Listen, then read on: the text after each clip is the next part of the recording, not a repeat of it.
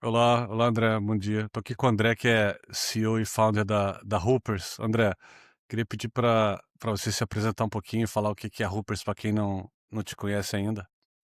Bom dia, Luís, e obrigado pelo convite. A Hoopers é uma plataforma de Fan Intelligence onde nós ajudamos organizações desportivas e dos mídia a conectarem-se com os seus fãs, trabalhando muito todo o tema de dados, utilizando as nossas soluções de inteligência artificial. Nós trabalhamos essencialmente no mercado português, no mercado brasileiro e estamos agora também a entrar no mercado dos Estados Unidos e temos alguns clientes grandes, como é o caso da NBA. André, eu quando conheci vocês há alguns anos, eu lembro que a primeira coisa que eu reconheci foram as quadras, né, de basquete que de Lisboa, que eram pintadas e, enfim, adaptadas ali. E eu demorei um pouco para entender essa questão não só vou dizer, do real estate, mas do produto, do software, né, da tecnologia Uhum. que está por trás. Aí eu tenho duas perguntas aqui. Primeiro, se vocês estão vinculados somente ao basquete, né, ou não, e, e como é que é essa relação entre a quadra física, ou seja, essa coisa física de ter uma coisa tangível ali nas comunidades e ter o software, como é que você lida com essas duas coisas? Sim, portanto, não, até algum tempo atrás o nosso único foco de nível de mercado era o mercado do basquetebol. Hoje em dia ele já não é, portanto, nós já trabalhamos com outros desportos, futebol americano, ténis, Fórmula 1, só para dar aqui alguns exemplos.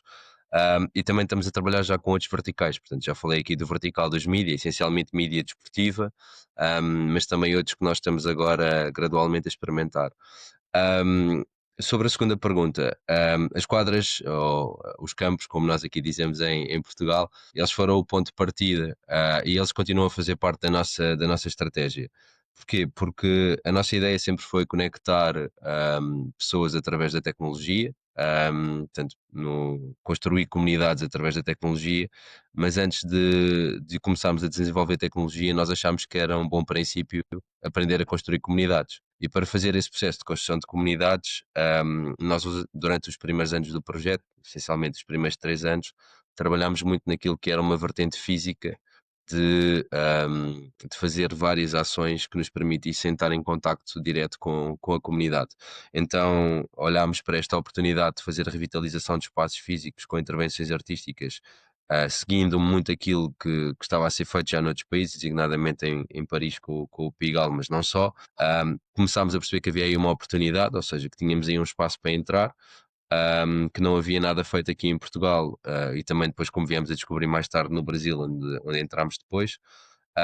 Começámos também a desenvolver modelos de conteúdo, portanto, criámos o nosso podcast, videocast, vários formatos de conteúdo, lançámos produtos com a nossa marca, começámos a organizar eventos. Tudo isto, no fundo, serviu como uma desculpa para nós nos aproximarmos das pessoas, podermos estar próximos delas, aprendermos com elas e gradualmente começarmos a ficar ligados com marcas, e começarmos a sentar à mesa com algumas dessas marcas para que elas nos começassem a falar daquilo que eram as suas dores.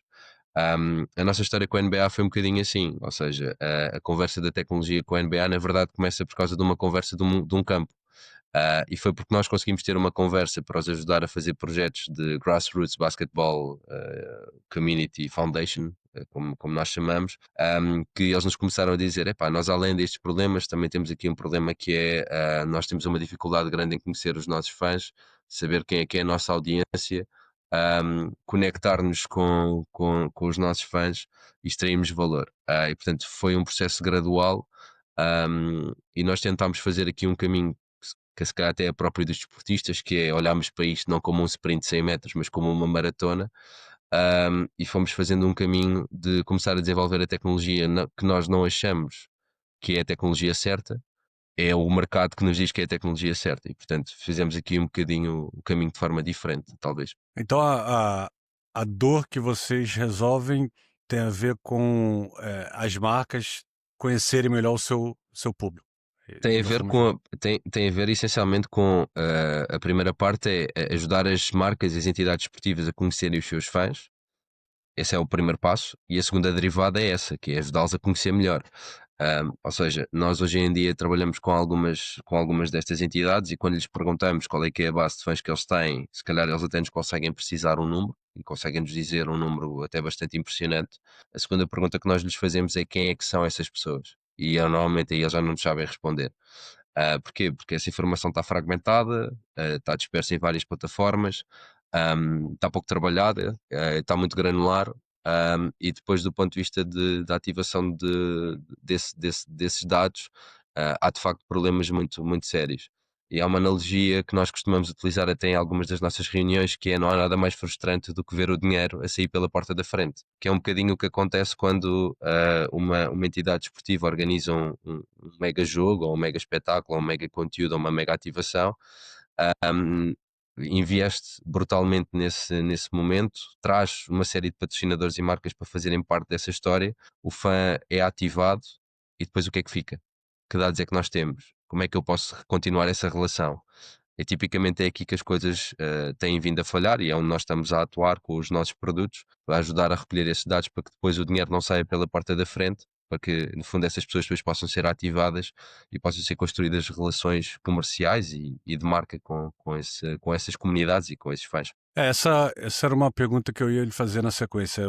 A Hoopers, ela preenche essa lacuna de fazer as marcas conhecerem bem os seus fãs com o maior nível de detalhe possível, né?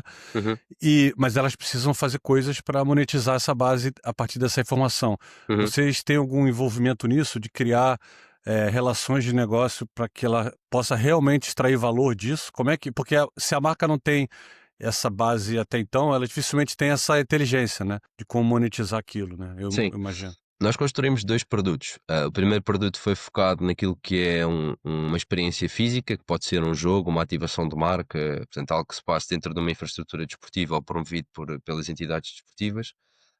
O maior case que nós temos é feito no Brasil, num evento que se chama NBA House, que é o maior evento que a Liga organiza fora dos Estados Unidos. Tem uma escala muito parecida com o Web Summit, só para dar aqui um referencial, onde a nossa tecnologia de fan engagement gamifica a experiência dos fãs que vão a esse evento. Portanto, além de gamificar, nós fazemos toda a recolha dos dados dos fãs que participam neste evento, que são ativados pelos parceiros, e isso tem um valor comercial que pode ser utilizado não só pela marca no momento do evento, mas também posteriormente.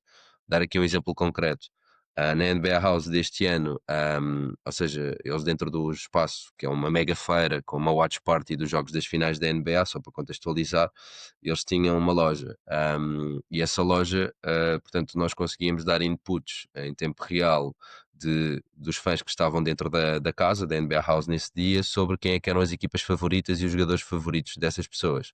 Obviamente isso é informação que uma loja pode usar em tempo real para ir, no fundo, trocar as camisolas que estão expostas e aumentar as vendas. Portanto, isto é uma forma rápida de demonstrar como é que a informação pode gerar valor económico rapidamente.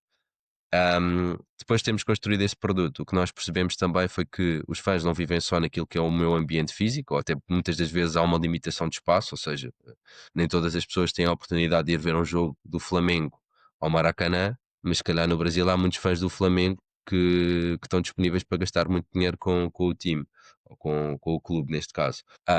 Então nós construímos um produto que é um produto de Fan Intelligence, que o que faz é a profilagem dos fãs com base naquilo que são as suas interações em redes sociais, ajudando a construir um conjunto de insights que possam ser acionáveis do ponto de vista de negócio e aumentando assim o valor comercial do fã. Ou seja, o que é que nós fazemos? Nós ajudamos a construir relações que ajudam a perceber qual é que é a saúde da marca e daquela comunidade, qual é que é o nível de apoio ou de sponsorship, ou as oportunidades de sponsorship que podem estar ali definidas e que as marcas não deviam estar a capitalizar e não estão. Ajudamos a medir a relação com influenciadores também, e quem é que são influenciadores emergentes que podem fazer parte da comunidade, mas que ainda não foram mapeados.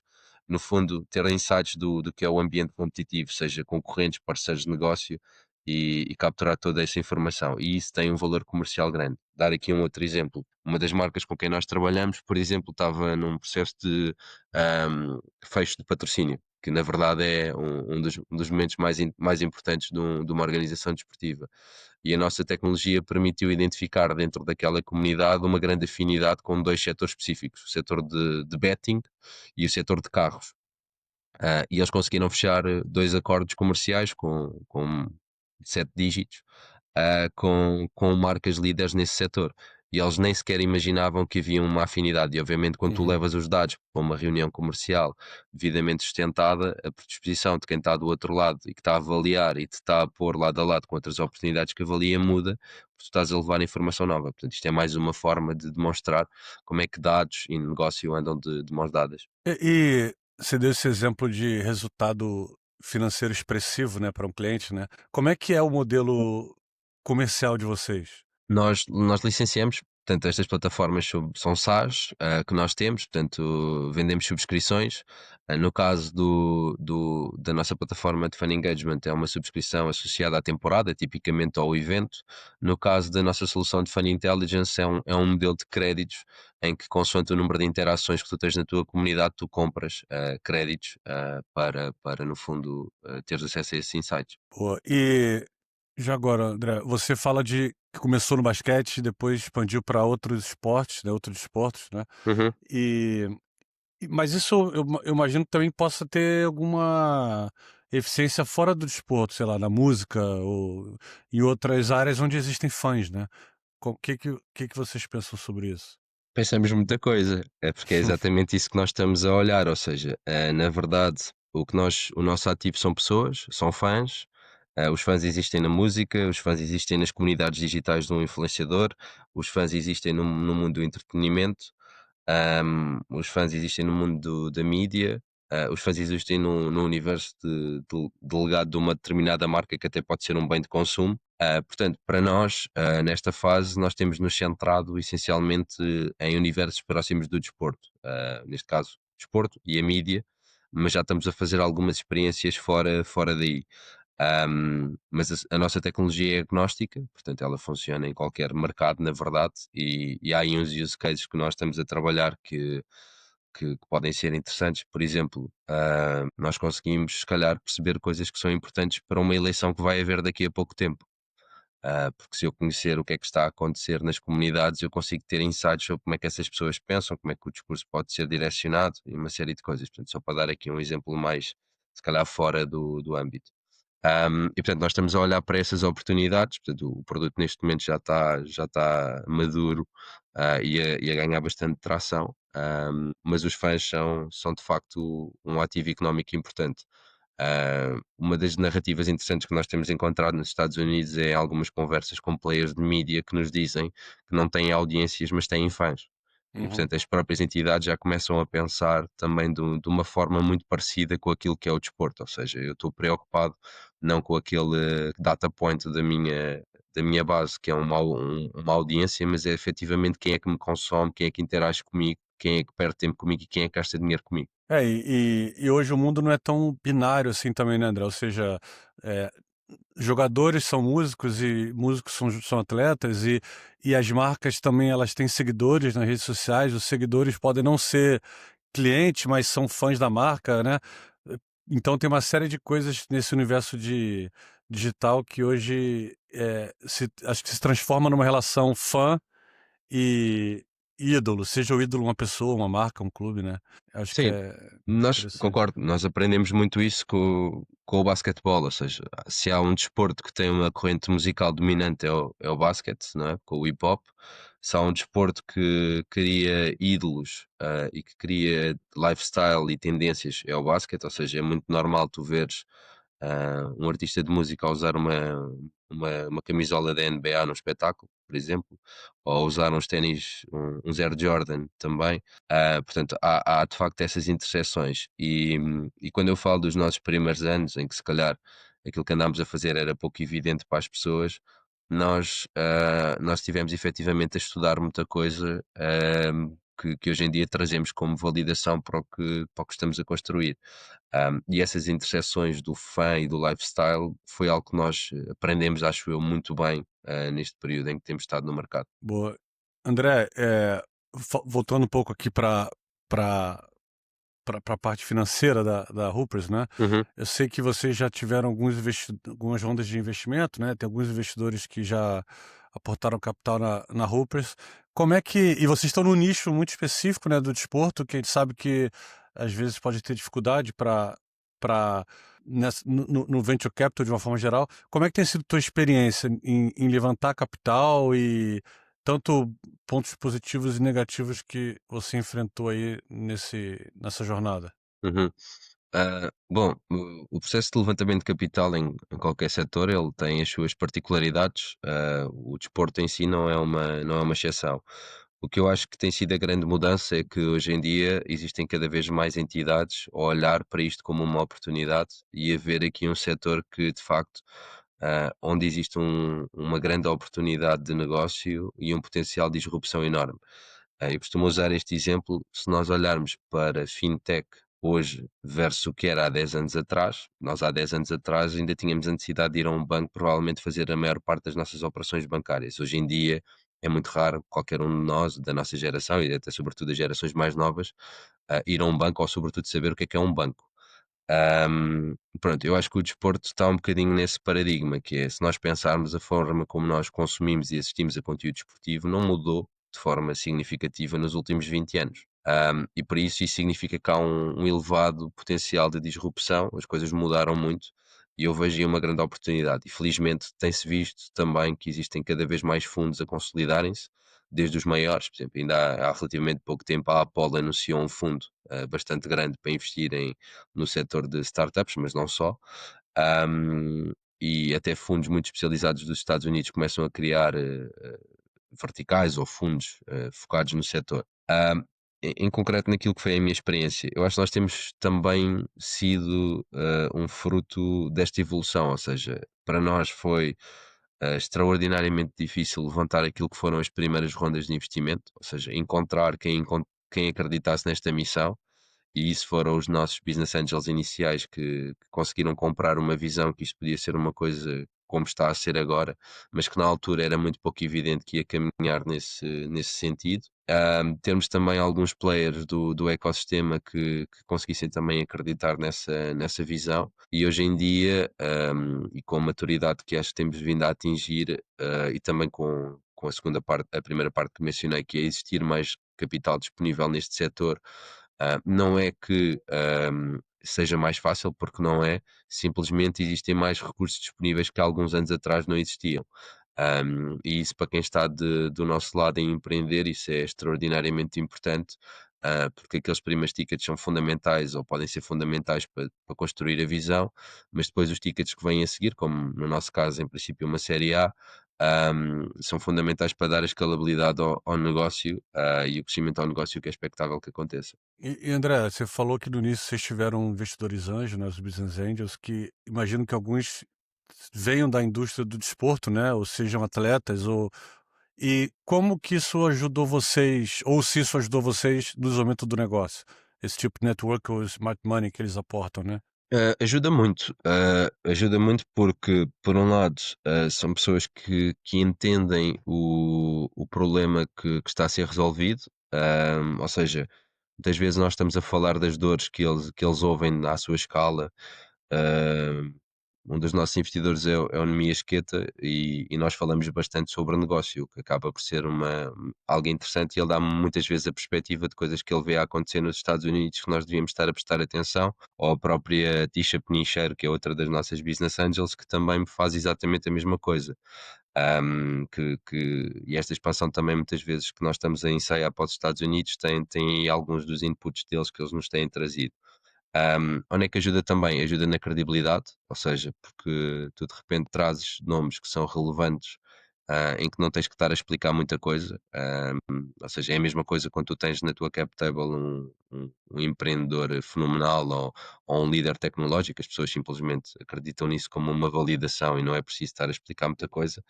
E depois tem a facilidade da abertura de portas, não é? Eu, como todos os founders, peço e trabalho lado a lado com alguns dos nossos investidores, e quando normalmente lhes peço alguma coisa, a probabilidade de acontecer isso é muito alta, e portanto isso é muito daquilo que é o valor que eles aportam. Portanto, não é só o dinheiro, é a parte toda de apoio ao negócio que acaba por ser fundamental. Portanto, nós no nosso caso conseguimos construir uma rede de angels com diferentes perfis, cada um deles especializados em áreas diferentes, que nós temos, acho eu, sabido usar bem nos diferentes momentos que temos tido ao longo dos últimos anos. Bom, André, eu 2 perguntas aqui para finalizar. Uma é, eu queria saber nessa fase, você disse que tá numa série A, né, ou seja, tá numa fase já de crescimento e de expansão internacional, né, sei que você tá muito presente nos Estados Unidos já. Qual é a tua visão para Hoopers de longo prazo? Qual é o teu sonho para Hoopers, né? E qual é o desafio que você ainda tem que resolver? Se há algum maior desafio que tem na tua na tua cabeça, assim? Quanto tempo é que temos? Bom, tentando ser sistemático, a visão é continuar a construir a visão que havia há quase 6 anos atrás de conectar pessoas nesta indústria através da tecnologia e criar comunidades. Portanto, é exatamente isso que o nosso produto continua a fazer e nós queremos continuar a elevar esse sentimento. A visão hoje em dia aponta para uma perspectiva multidesporto, multigeografia, novos verticais e, portanto, nós queremos ser consequentes com essa visão. Relativamente aos desafios que nós temos, temos vários. Estamos, por exemplo, agora a ensaiar esta entrada no mercado americano que é completamente diferente daquilo que nós fizemos no Brasil, ou seja, trouxemos algumas das lições do playbook que lá usámos, mas vemos um mercado que é completamente diferente, movido de forma diferente, com um nível de agressividade comercial completamente diferente, mas também com muitas oportunidades. Portanto, esse é um desafio. O outro desafio que nós temos é um desafio de velocidade. As coisas estão todas a mudar muito rápido, portanto, ahm, concorrentes nós sabemos que os temos e cada dia vão aparecer mais, porque as coisas hoje em dia, a facilidade com que se cria alguma tecnologia é de facto assustadora, e isto é um tema de quem sai na frente e quem consegue ocupar primeiro o espaço. Portanto, isso é também um desafio que nós temos de time to market ou de go to market. E depois temos naturalmente os desafios que qualquer startup tem de alinhamento interno, eficiência operacional, de tema de recrutamento, eficiência dos nossos recursos, mas que são parte do caminho que nós temos, ou seja, nós temos tido várias pessoas que têm passado pelo projeto, e é importante garantir que as pessoas estão alinhadas com aquilo que é o mindset que nós precisamos ter enquanto empresa e com aquilo que é a visão que nós estamos a construir e com o ritmo que nós queremos impor para que as coisas vão até onde nós queremos, à velocidade que nós queremos e com os resultados que nós desejamos. Ou é muito execução, né, André? Ou seja, o desafio de 100% fazer essa execução. execução exemplar, As né? ideias são boas, mas a execução no final Sim, do dia é o que sim, faz a diferença. certo. Tá bom, André, obrigado. Queria te agradecer Obrigado. de novo pelo seu tempo aqui comigo. Obrigado e Nada, muito boa sorte para vocês também. foi um prazer. Para vocês também, Luís. Obrigado.